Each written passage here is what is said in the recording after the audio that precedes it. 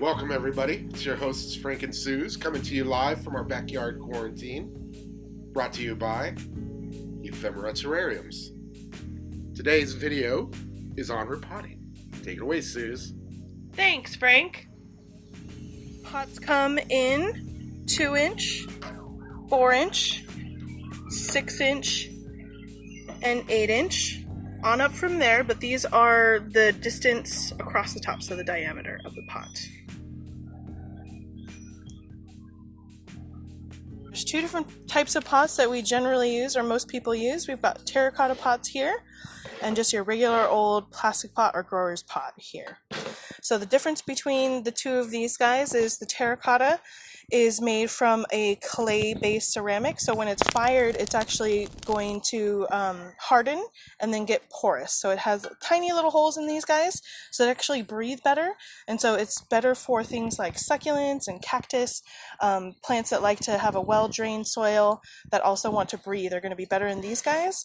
Whereas a plant that likes a lot of moisture and likes to stay consistently wet or moist, you'll want to use something like a glazed pot or a plastic pot like this guy, because that one's going to trap in that moisture and hold it into your pot. Another tip to tell if your terracotta is broken is you can actually pick it up, give it a little bit of a ding, tap it, this. Whereas I've got this broken one, you can kind of hear it makes that little flat sound like that. So if you're shopping for terracotta at the store, really quick way to tell if any of them's broken, just give it a little test, a little ding test. This plant here is called the Sansevieria, also known as snake plant, or its most peculiar name, mother-in-law tongue. You'll see these plants in like dentist's office or indoor shopping malls, and that's because they are super low maintenance. We always recommend the snake plants to our first-time plant owners when they come in the shop. They are super resilient to neglect. They take minimal water and can tolerate lots of different light situations, including low light. And it's actually pretty rare to find a plant that can take both low light and low water. This particular variety is called Zelanica and can be identified by the length of these sword-like leaves and the brush-like variegation. The most common variety has a yellow border like the black gold, but the color of the moonshine or the shape of the whale fin are our favorites. This one that we're doing today, you can definitely see some roots are coming out of the top here. And then we've got nothing too crazy coming out of the bottom, but we can see that this pot is warped. I don't know if you can see it with the video here, but see these little babies here are pushing out on the sides, and this little guy is pushing out on the side. So he is definitely busting out of that pot there. And also just the sheer size of this thing, let's take a look, is crazy tall, and he can barely stand up on his own. So that's another good sign too, if the plant is top heavy, that you'll definitely want to repot. So it's longer of a wait than you think, and definitely wait until you see those signs. And anytime you do go to repot, we are only going to go one size larger. So this pot here is a 4-inch pot, and so we're going to go up to this 6-inch pot, one size larger than that guy. Okay, so soil mix. So first off, here we've got just like a regular organic potting soil. This one you can get at any nursery or garden store or anything like that. I like to go through and just declump it a little bit.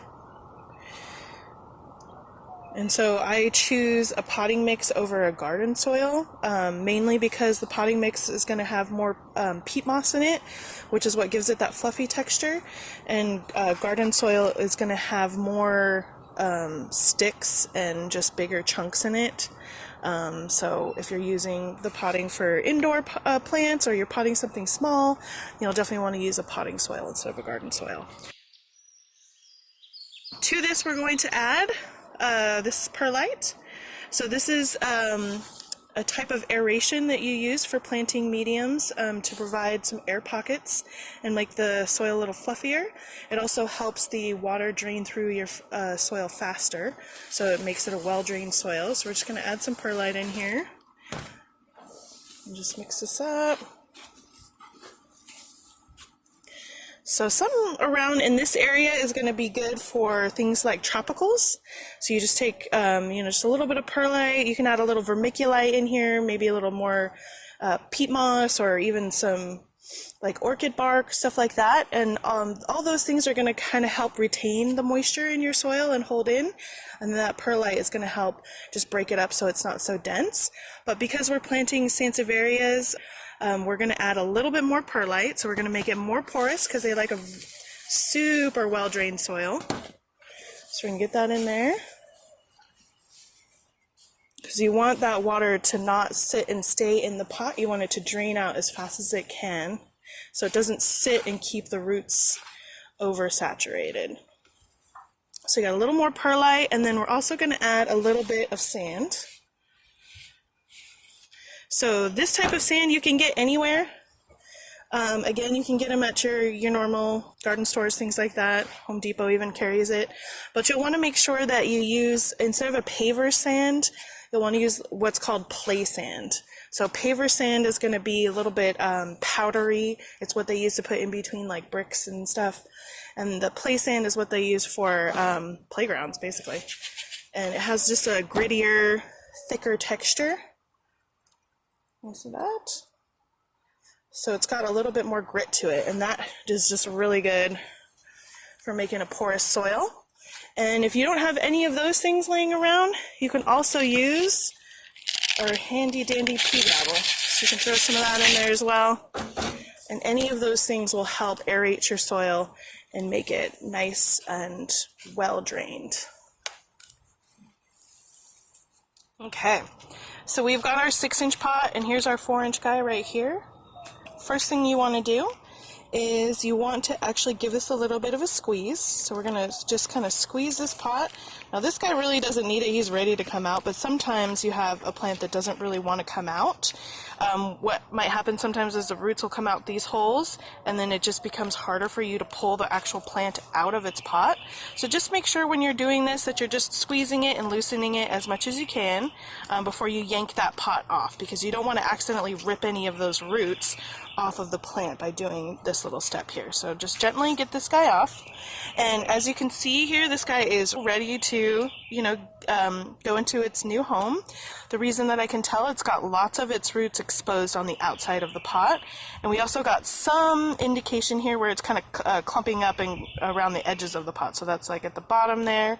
So what you want to do is actually just kind of massage this a little bit and loosen these roots up.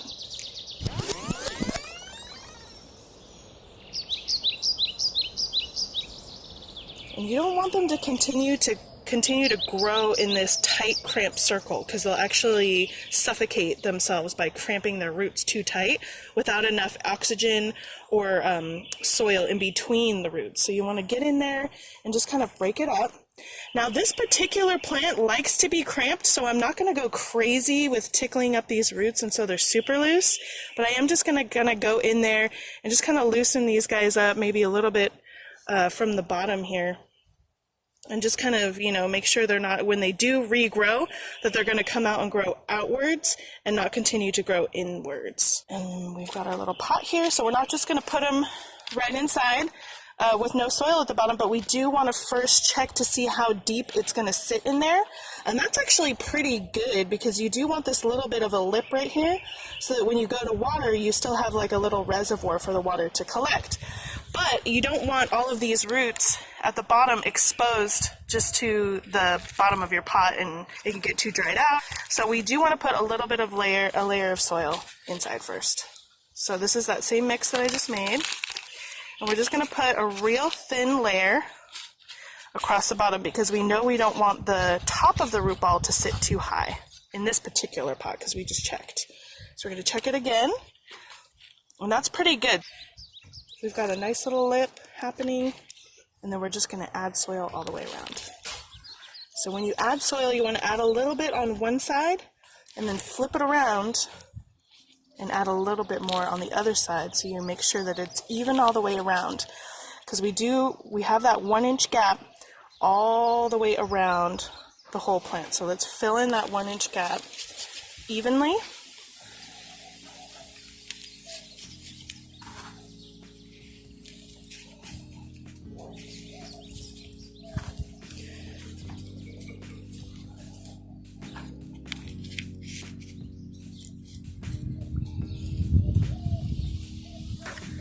Okay, so we've got the layer of soil across the whole top.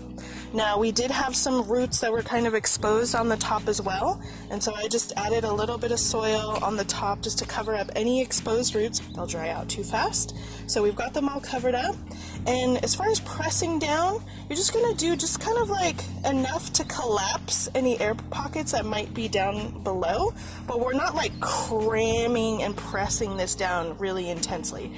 It's just kind of like, you're just securing everything, making sure it's in place, making sure the plant is not going to wobble around, that it's not going to be top heavy anymore and flip over, but we're not, pressing super light or pressing super hard in this area here. Yeah, that's looking good. So this has this nice little lip right here, so we can still add some water into this pot, and it'll collect that water up there, and it won't, it's not planted too high and it won't spill over the top of that pot.